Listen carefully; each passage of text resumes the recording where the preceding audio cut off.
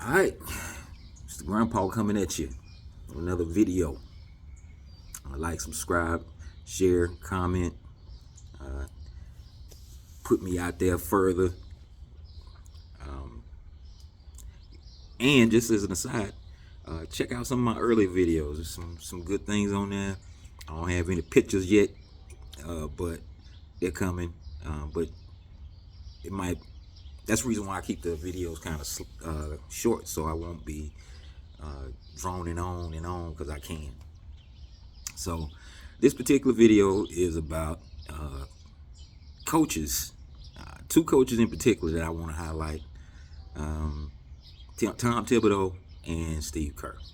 So earlier I made a video about the games I watched last night, and I was mentioning how the offense for Golden State wasn't as potent as it used to be, and in particular, like, nobody wanted to shoot except for Curry. It seems to me like Steve Kerr has morphed into Doug Collins, and Steph Curry is Jordan from '87, at least on the scoring side, because that's kind of how it looked last night, like the old Bulls offense before they started winning. Just give the ball to Kerr and get out the way.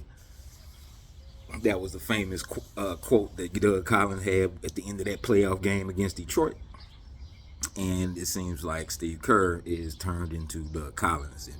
If you don't know who Doug Collins is the former coach of the Detroit Pistons. He coached Jordan when Washington Wizards.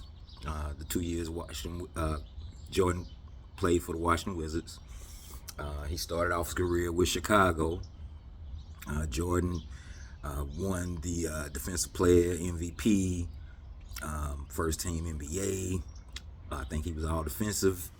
He had a lot of accolades under Doug Collins, but for the greater good of the team, the Bulls organization decided to go another way that following summer after they lost to the Pistons, I think for the second time in a row. So Steve Kerr, to me, has been an enabler of Draymond Green. I know that he hates his guts. It's been it was a video a couple of years ago, and he was talking about he was so tired of his S. So Steve Kerr has had it up to here, but he's emboldened by various relationships, and for whatever reason, Golden State just wants him to do whatever he wants to do. So that was one thing that I noticed about the Warriors last night, that their offense just devolved into just Steph Curry putting it up. So that's never good. Long range, long term for a team if you're trying to get somewhere.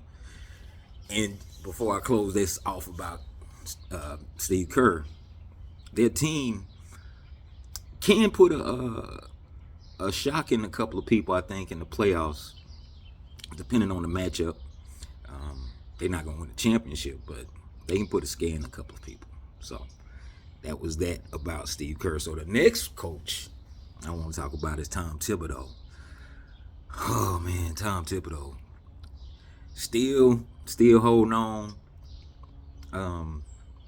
to the old days. And I'd use that. I don't say that a lot, but Tom Thiboudeau still thinks that it's back in the 70s, 60s, 80s when you can just run players into the dirt and it'd be okay. So I mean, the list is long with players that he's affected their trajectory of their careers.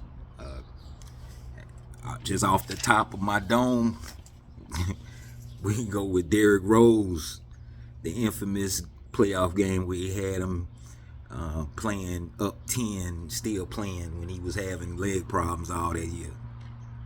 Then you got Luol Deng, who got used up so bad he wasn't no use to nobody after his bull stint. Then you got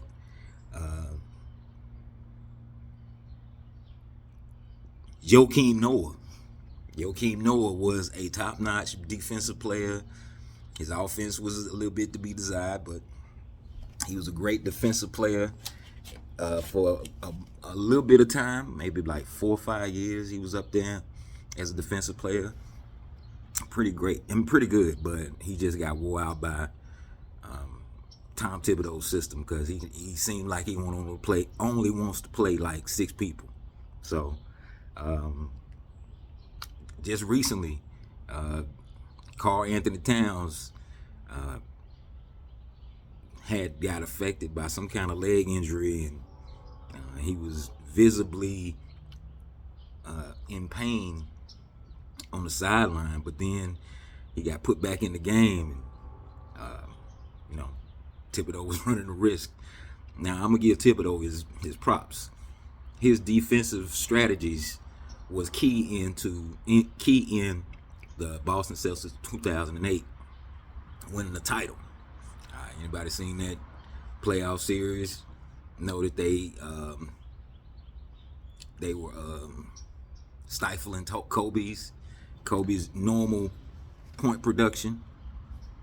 Just remember it looked like the Lakers couldn't do nothing. But I mean, that was the Boston Celtics, and I think part of the reason why they didn't win back to back is because, well, of course KG's injury, but Thiboudeau wasn't there to balance out Doc Rivers' not lackadaisical, but he sometimes he goes a little bit with the flow. He can be fire and brimstone, but like to me, Coach Rivers seems like a chill type of coach. Now I might be wrong, but that's what my impressions is of him.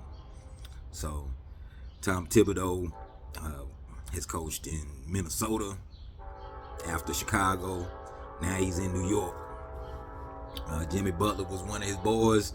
I think Jimmy Butler might be shell shocked from his time under Thiboudeau because, again, I can't stress this enough. Tom Thiboudeau does not like to go deep into his bench.